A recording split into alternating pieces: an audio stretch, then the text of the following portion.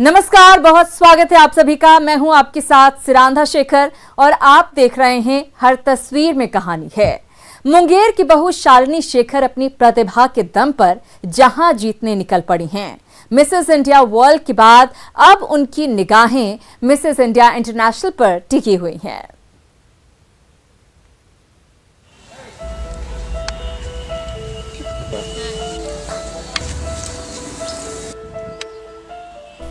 सिर पर हीरो से जड़ा ताज चमचमा रहा है तो मन में बिहार के साथ साथ देश का नाम रोशन करने का ख्वाब पल रहा है। ये है मुंगेर की होनहार बहू शालिनी शेखर, जिन्होंने अपनी प्रतिभा के बल पर पटना में पिछले साल आयोजित ग्लोरियस मिसेस इंडिया वर्ल्ड के ताज पर कब्जा जमाया था। अब उनकी निगाहें दुबई में 4 महीने बाद होने वाले ग्लोरियस इंडिया इंटरनेशनल के प्रतिष्ठित खिताब पर टिकी हुई है, जिस पर जीत दर्ज करने के लिए वो जी जान से तैयारियों में जुटी दिख रही हैं। मेरा है अभी मिसेस इंडिया इंटरनेशनल के लिए मेरा सिलेक्शन हुआ है। इसके बाद स्टेट लेवल के बाद वहाँ मैं जाऊँगी और वहाँ सिर्फ मैं नहीं जाऊँगी, मेरे साथ पूरा मुंगेर पूरा बिहार जाएगा। वहाँ पे मैं बिहार को रिप्रेजेंट करने वाली हूँ। और शादी के बाद अक्सर महिलाओं की जिंदगी चूल्हा चौका और बच्चों तक सिमट कर रह जाती है, लेकिन मुंगेर की बहू शालिनी शेखर ने न सिर्फ उन बेड़ियों से खुद को आजाद किया, बल्कि अपने सपने पूरे करने के लिए जी जान लगा दी। किचन से लेके और मेरे स्टेज तक का सफ़र बहुत ही मुश्किल रहा है और बहुत इंटरेस्टेड भी रहा है, मैं कह सकती हूँ, क्योंकि फैमिली बहुत सपोर्टिव है, लेकिन उससे ज़्यादा मेरे हस्बैंड सपोर्ट करते हैं। वो समझते हैं। घर में सब काम को देखते हुए, बच्चे का पढ़ाई से लेकर घर का खाना पीना करते हुए और घर में ही प्रैक्टिस करती, आज तक कहीं ट्रेनिंग में भी बाहर नहीं गई। और हमको तो लगता है कि जैसे हम भी गए थे फिनाले में, तो वहाँ देखने से भी लगा कि ये कर लेगी। और शादी के बाद किचन से निकलकर स्टेज पर पहुंचना किसी भी हाउसवाइफ के लिए आसान नहीं होता, लेकिन मुंगेर की बहू शालिनी ने अपनी जिद और प्रतिभा के दम पर ये साबित कर दिखाया कि आपके सपने ही आपको अपनी मंजिल तक पहुंचाते हैं। अरुण कुमार, न्यूज़ 18, मुंगेर।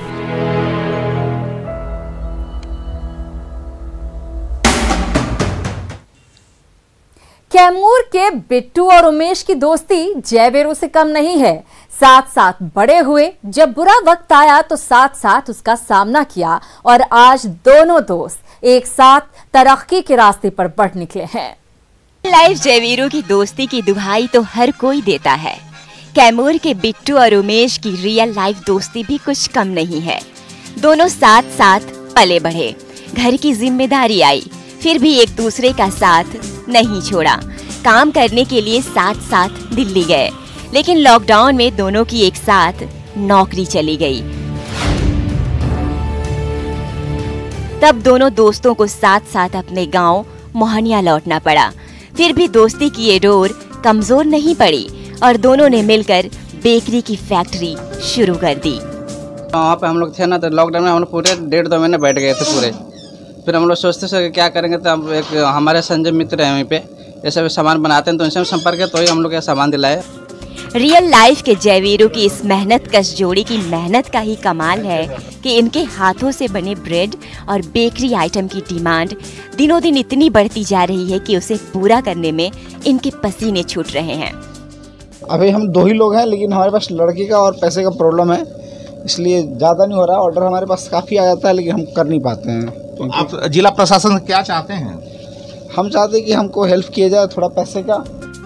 सचमुच बिट्टू और उमेश की इस जोड़ी ने ये साबित कर दिखाया है कि सिर्फ बड़े पर्दे पर ही एक्शन और रोमांच नहीं होता, बल्कि असली जिंदगी का एक्शन ही न सिर्फ रियल हीरो बनाता है, बल्कि सच्ची दोस्ती की इबारत भी लिखता है। प्रमोद कुमार, न्यूज़ 18, कैमूर। बात घाटशिला की। घाटशिला का फ्री स्टडी सेंटर आदिवासी नौजवानों के सपनों को पंख दे रहा है, जहां डुमरिया के वीडियो साधुचरण देवगम नई पीढ़ी का मार्गदर्शन करते नजर आ रहे हैं।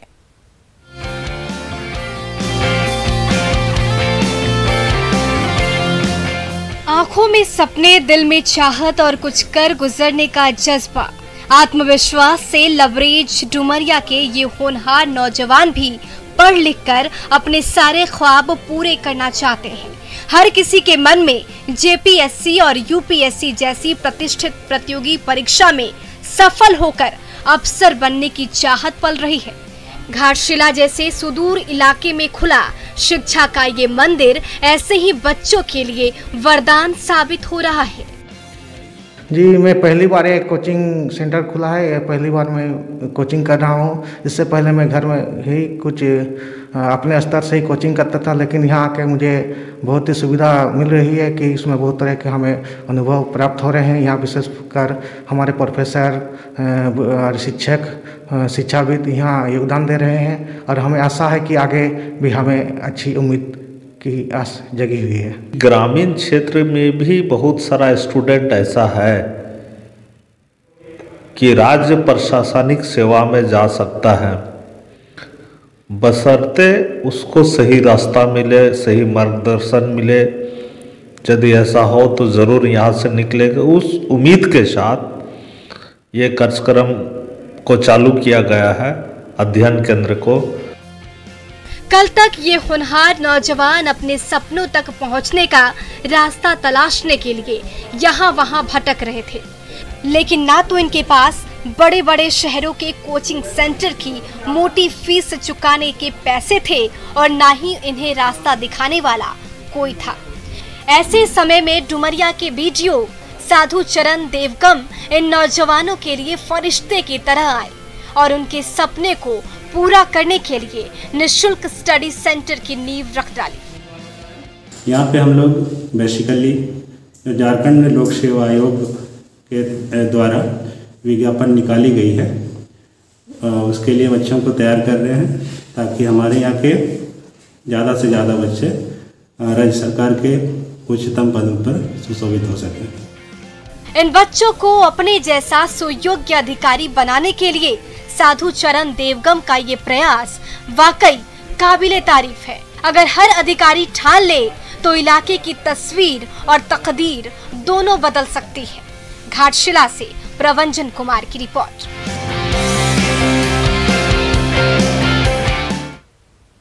सीवान का एक परिवार अपने मुखिया को न्याय दिलाने के लिए एक सप्ताह से माता रानी के मंदिर में धरने पर बैठा है, लेकिन उनकी गुहार अब तक अनसुनी है।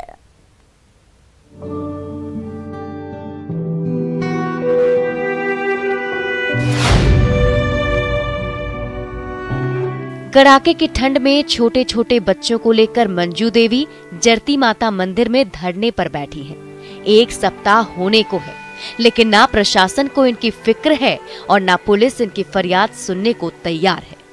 मंजू देवी के पति धर्मेंद्र सिंह और देवर रविंद्र कुमार मर्डर केस के सिलसिले में 1 साल से भी ज्यादा समय से जेल में बंद हैं, लेकिन ना तो उस केस की सुनवाई हो रही है और ना महाराजगंज पुलिस इनकी गुहार सुनने को तैयार है। थक हार कर पीड़ित परिजन माता रानी के दरबार में फरियाद लगाने पहुंचे हैं। हमारे पति का अभी तक जांच नहीं हुआ, 15 महीना हो गया जेल में गए, अभी तक कोई जांच नहीं, कोई सुनवाई नहीं हो रहा है। बस हम यही चाहते कि हमारे पति जेल से निकल जाए, मेरे पति को जांच शुरू हो जाए। साल 2019 के मर्डर केस को लेकर जब से इस परिवार के मुखिया धर्मेंद्र सिंह को सलाखों के पीछे डाला गया है, तब से इन पर दुखों का पहाड़ टूट पड़ा है। पति को न्याय दिलाने के लिए ये महिला हर दिन संघर्ष कर रही है, तो इन मासूम बच्चों को बेसब्री से पिता और चाचा का इंतजार है। हम लोगों के साथ हमेशा ही अन्याय हो रहा है। हम लोग 7 दिन से इसलिए यहाँ पे बैठे हैं ताकि हम लोगों का बस जांच हो जाए। अभी तक जांच नहीं हुआ है। मेरे अंकल लगभग अब 2 वर्ष होगा, उतना दिन से जेल में है, कोई भी जांच नहीं हो पा रही है और हम लोग को अभी तक न्याय नहीं मिला है। न सिवान पुलिस सुनने को तैयार है और न कहीं और इनकी फरियाद सुनी जा रही है। हर दरवाजे से नाउम्मीद हो चुके ये मासूम बच्चे और ये महिला न्याय की आस लिए आज माता रानी की चौखट पर धरने पर बैठी है। मृत्युंजय कुमार, न्यूज़ 18 सिवान। दरभंगा के किसान देसी नुस्खे से मखाने की खेती तो करते हैं, लेकिन कड़ी मेहनत के बावजूद 2 वक्त की रोटी नसीब नहीं होती। ऐसे में नई तकनीक पर शोध किया जा रहा है।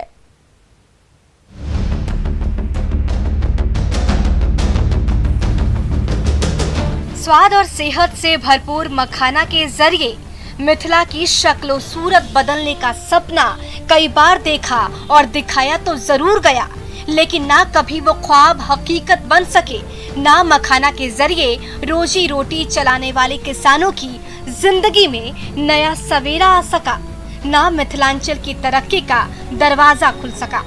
आज भी दरभंगा के मेहनतकश किसान सालों पुराने उसी देसी नुस्खे से मखाना की खेती में पसीना बहा रहे हैं, जिसमें मेहनत तो दिन रात करना पड़ता है, लेकिन मुनाफा उतना नहीं होता।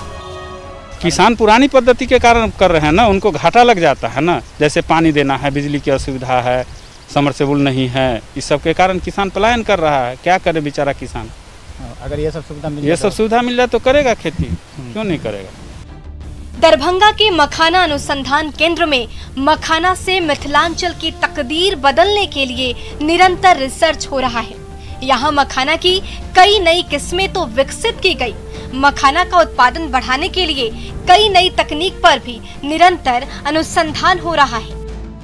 तो रोस्टिंग और पॉपिंग जो एक मशीन है, उसमें ये स्वतः विद्युत द्वारा चालित है। ये तो स्वतः रोस्टिंग और पॉपिंग हो जाती है, और इसको फिर से और ज़्यादा संवर्धित करने के लिए इस पर काम चल रहा है। तो मेरा अनुमान है कि बहुत जल्दी, हो सकता है 6 महीने साल भर में किसानों के पास ये उपलब्ध होगा। माछ, मकान और मखान मिथिला की पहचान रही है। वो दिन दूर नहीं जब मिथिला की तस्वीर और तकदीर बदलने में मिथिला की वही पहचान अहम भूमिका निभाएगी। विपिन दास, न्यूज़ 18, दरभंगा। कुछ और तस्वीरें और उनके पीछे की कहानी लेकर हम फौरन लौट रहे हैं, कहीं मत जाइएगा। आप सभी का एक बार फिर से बहुत स्वागत है। आप देख रहे हैं हर तस्वीर में कहानी है। दुमका के बालीजोर को कभी फुटवेयर के जरिए तरक्की के रास्ते पर आगे बढ़ाने का सपना देखा गया था, लेकिन सरकार बदलते ही वो सारे सपने चकनाचूर हो गए।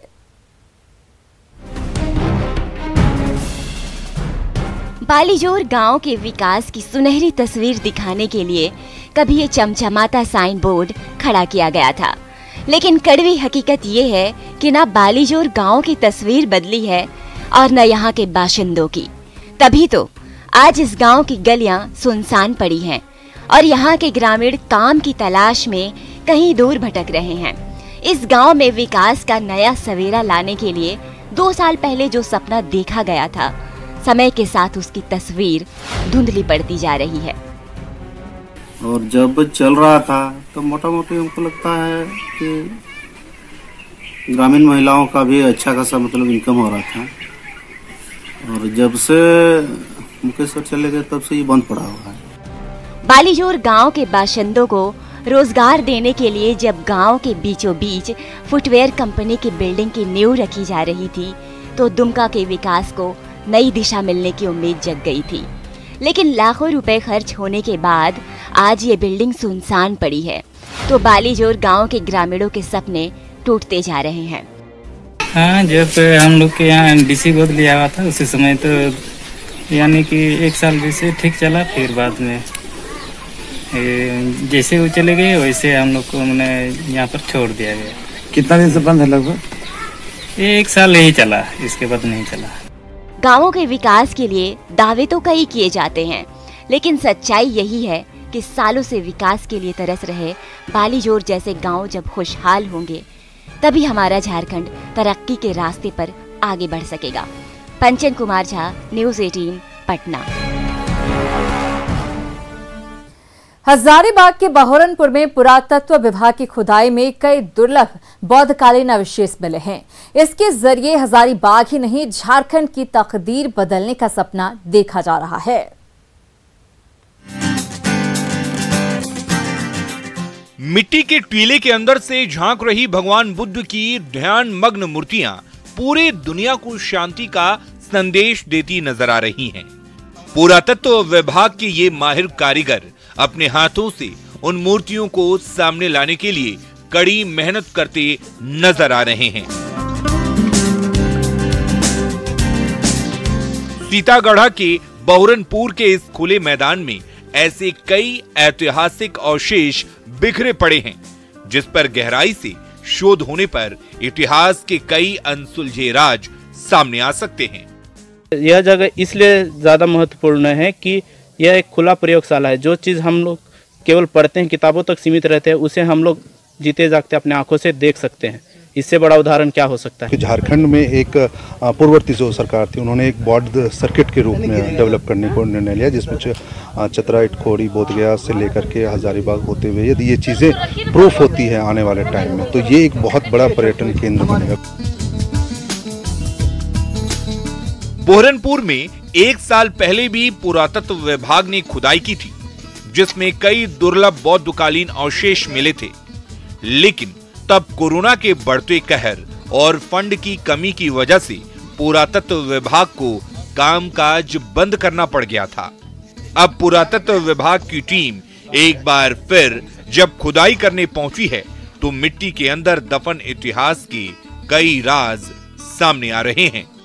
एक बुद्धिस्ट सेंटर रहा होगा, जो वर्शिपिंग के साथ साथ यहाँ पे लोगों का आवास भी रहा होगा। मॉन्क लोग, भिक्षु लोग रहते रहे होंगे और अपना पूजा पाठ, ध्यान, मेडिटेशन, योग करते जरूर रहे होंगे। बहुत अच्छा हर्ष और उम्मीद है, ग्रामीणों को बहुत अच्छा महसूस हो रहा है कि आने वाला कल में एक ये बहुत हजारीबाग के नाम पे एक पर्यटन स्थल के रूप में विकसित होने वाला है। हजारीबाग का बहुरनपुर गांव कल तक कहीं गुमनामी के अंधेरे में खोया हुआ था। उसी बहुरनपुर गांव में पुरातत्व विभाग की तेज होती खुदाई के बीच इतिहास के अनसुलझे पहलुओं को देखने और समझने वालों का तांता लगा हुआ है। राकेश कुमार, न्यूज़ 18, हजारीबाग।